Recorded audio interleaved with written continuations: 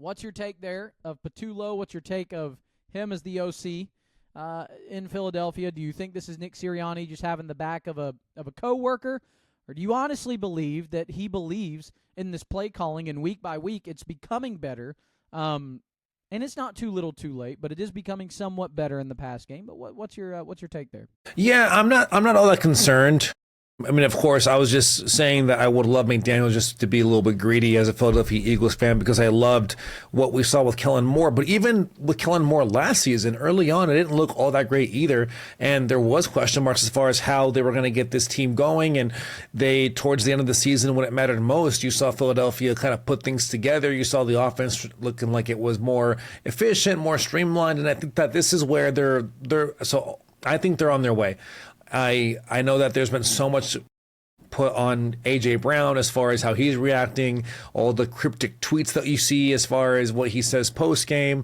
But we even heard this same song and dance during the postseason run when he had the book out there on the sideline. And quite frankly, I just think it's the Philadelphia media being Philadelphia media, looking for any kind of thing to report on and to just really squeeze out any kind of possible drama. So my short answer is, yeah, maybe I'm not the biggest Kevin Patullo fan right now because of how the offense has been looking, but I think that there's still some level of grace that could be had because the team prior to Thursday was 4-1 and was undefeated prior to that, and we've seen a few flashes where you see the offense clicking, and I just think it's just a matter of getting the team consistently up and running. And I think that they'll eventually will get there, especially considering that they had some pretty tough matchups to open up the year with some pretty good defenses that they were facing my only concern is Brian Johnson. If we can remember 2 years ago, this Eagles team was undefeated until I think week 9, week 10, but it was bad behind the scenes,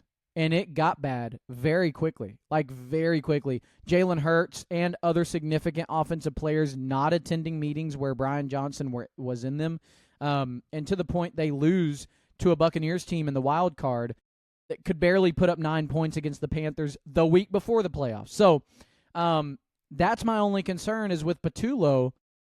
Listen, the passing game has gotten better the last couple of weeks. I give you that. Now, it's like we brought up last week. It's kind of seeming reactionary because we're giving up the run game. Like, it's a heavy switch right now. I would like more of a mix. And I think if we can get that, then I'd be happy. I'd be happy. But let me ask you this.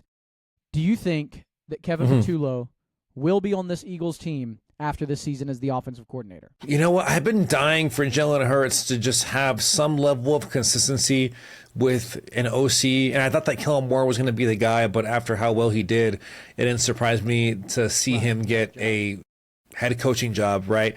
Yeah, and there were some talks about how Sirianni was trying to talk him into staying one more year to run it back, especially once they figured how.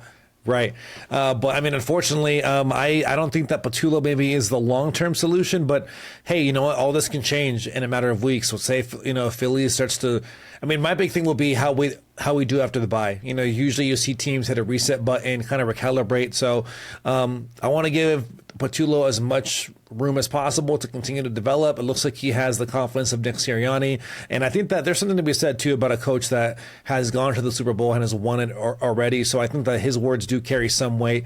And you got to give the guy his shot to see, okay, you know what? If this is the guy that he's going to stand behind, he's earned it because they've already won a championship with this guy. And, this could also be some of the hangover of the Super Bowl run that they had. And, Saquon having this slow start isn't too surprising considering the workload that he had last year. So he could ramp up as the year goes on as well. Could be a good buy low option right now, especially once the schedule opens up and gets a little bit softer, especially with the matchups that they have with teams that don't do all that great with running backs. So all I have to say is I think Patullo would still be around, but for the whole season. But we'll see who's available. Because if, say, for example, McDaniels gets canned and he's looking for a OC job, I mean, why not take a shot on him, knowing of what, of course, he can do for an offense? And I think the point that you brought up there with Saquon starting slow. I mean, we saw it with Travis Kelce last year with the Chiefs. I mean, he started the season way slow, but then they ramped it up, getting closer to the playoffs. And then, of course, he was just firing on all cylinders in the playoffs. So maybe that's something that we're seeing right now, is a little bit of limitation, if you will, just to kind of I mean, they limited him last year. They didn't let him break the record in Week 17, Week 18. So, I mean, if they were willing to do that then for the playoffs, coming off of a Super Bowl win, I'm sure, kind of to your point, they may be able to do that.